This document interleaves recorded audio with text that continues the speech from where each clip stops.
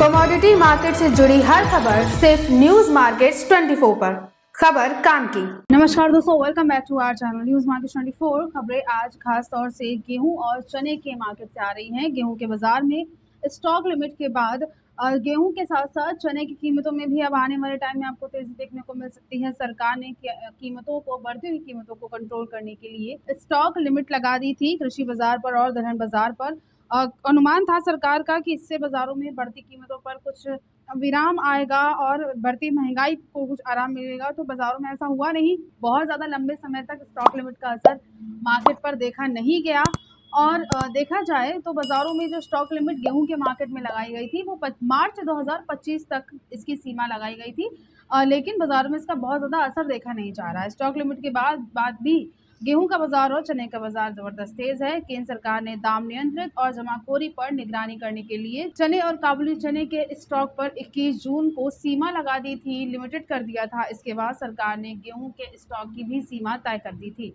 दालों पर सीमा 30 सितंबर तक लगाई गई थी और इसके बाद इसकी समीक्षा करी जाएगी। और गेहूं पर जो स्टॉक लिमिट थी वो मार्च 2025 तक इसकी लिमिट लगाई गई थी। उपभोक्ता मामले मंत्रालय के आंकड़ों के अनुसार 21 और 26 जून को लगाई गई स्टॉक लिमिट के बाद अब जिंसों के दामों में मामूली इजाफा हुआ है। उदाहरण के तौर पर स्टॉक सीमा लगाए जाने के बाद गेहूं के औसत दाम में वृद्धि हुई है। उपभोक्ता मामलों के विभाग के अनुसार 1 अप्रैल से 26 जून स्टॉक सीमा लगाने तक अखिल भारतीय स्तर पर गेहूं का थोक मूल्य 1.3% तक बढ़ा है। इसके बाद दाम में 0.36% तक की मामूली वृद्धि दर्ज करी गई है। हालांकि निजी कारोबारियों के अनुसार कुछ केंद्रों में गेहूं के दाम में वृद्धि हुई है, ये मामूली नहीं है। उन्होंने ये बताया कि बाजार में गेहूं की आपूर्ति की अत्यधिक कमी और अभी भी कुछ बड़े कारोबारियों के पास इसका भंडार है।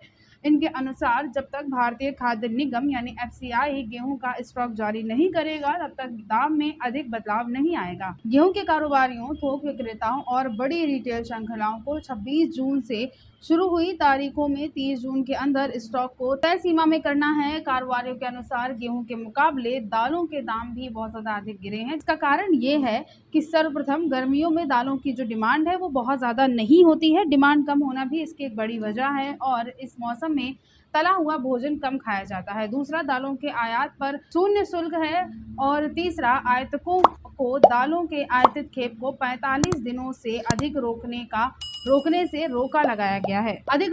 रोका गया है। लिहाजा उन्हें बाजार में तेजी से दालों का स्टॉक जारी करने पर मजबूर किया गया है।